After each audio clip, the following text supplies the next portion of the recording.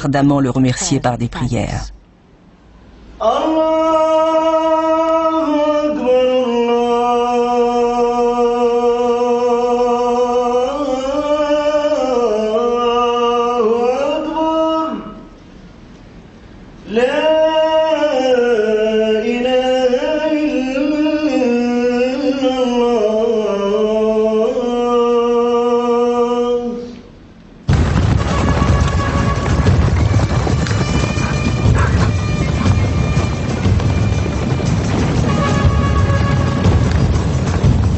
Richard s'est replié sur Saint-Jean d'Acre. Sentant le vent tourner, Saladin lance ses troupes sur Jaffa.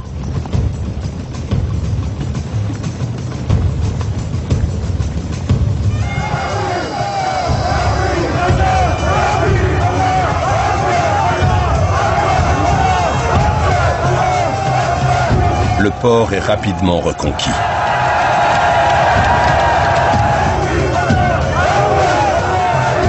Comme lors de la prise de Jérusalem, Saladin s'oppose au pillage et aux destructions.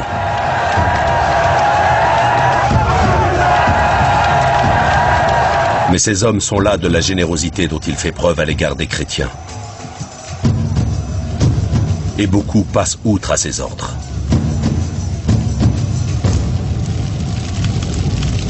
Saladin n'est pas au bout de ses déboires.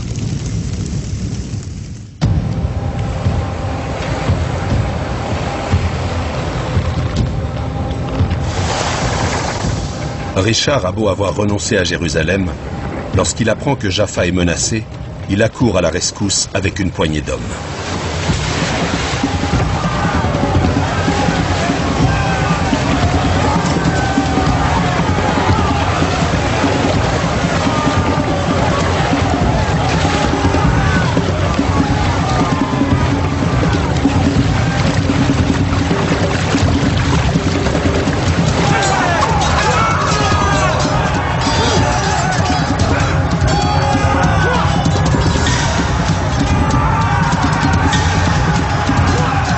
Le roi d'Angleterre fauche tous ceux qui osent se dresser sur son passage.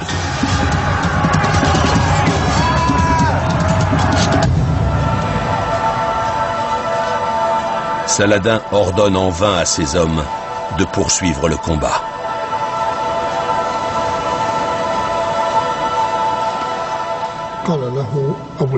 Son principal général lui déclare que les chiens qui nous ont empêchés de piller la ville aillent donc le combattre.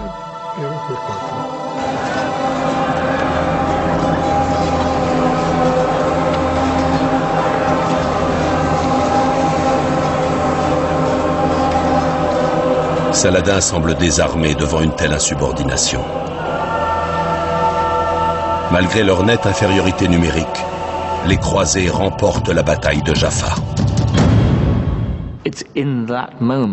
Je pense que c'est vraiment là que la réputation de Richard a joué à plein de son vivant. Sa renommée influe directement sur le moral de ses adversaires, qu'il affronte depuis des mois.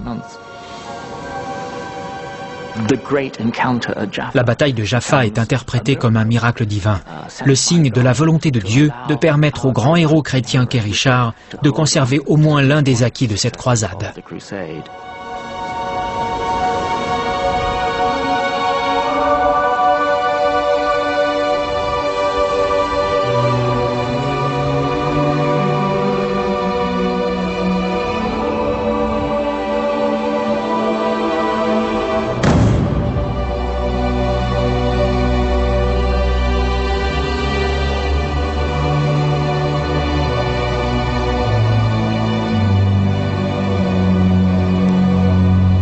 Mais le roi d'Angleterre est épuisé. Les deux grands chefs sont à bout de force. Seule une trêve peut leur permettre de sauver la face.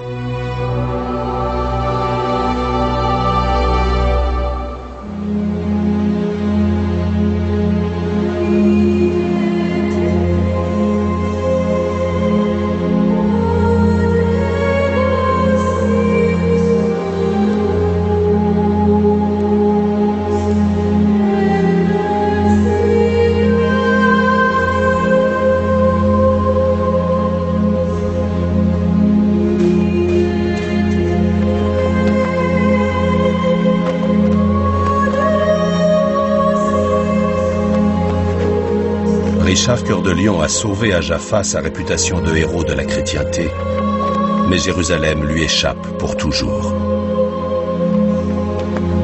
Au terme du traité, Richard garde le contrôle d'une bande côtière, comprenant Jaffa et Saint-Jean d'Acre. Mais la ville sainte, comme l'ensemble du Proche-Orient, reste aux mains de Saladin.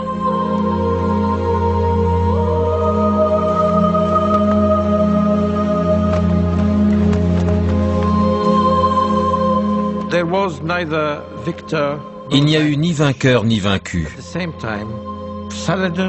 Saladin a néanmoins marqué un point décisif en conservant Jérusalem. Dès l'instant où il en restait maître, ses adversaires considéraient avoir plus ou moins essuyé une défaite. Bien que le traité confirme son autorité sur Jérusalem, cet accord vient trop tard pour Saladin. Le pouvoir qu'il exerce sur son empire est sur le point de s'effondrer. Il meurt 6 mois plus tard, à l'âge de 56 ans.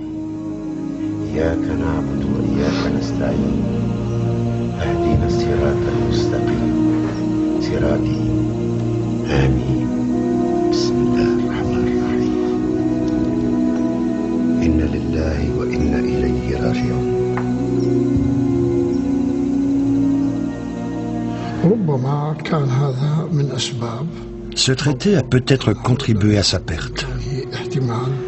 Il ne pouvait accepter ce qui s'était passé. Bien souvent, quand un héros s'écroule, il se suicide. Ou bien il meurt sous le poids des épreuves qu'il a dû endurer.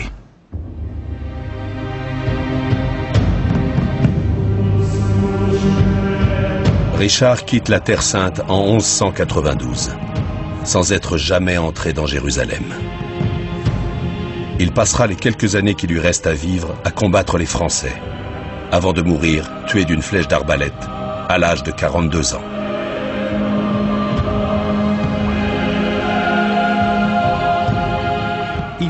Bien qu'il ne soit pas parvenu à rendre Jérusalem aux chrétiens, sa réputation était faite. Il s'était battu sur la scène internationale avec honneur, avec gloire, en remportant de nombreuses victoires. C'était quelque chose que tout le monde reconnaissait, les chrétiens comme les musulmans. Dès lors, il prend une toute autre stature. Il devient un modèle auquel tous les rois, tous les guerriers aspirent à ressembler. Richard et Saladin ont tout donné pour l'amour de Jérusalem. La renommée de Saladin atteint désormais toute l'Europe. Il est cité en exemple dans le premier code de chevalerie rédigé par des chrétiens.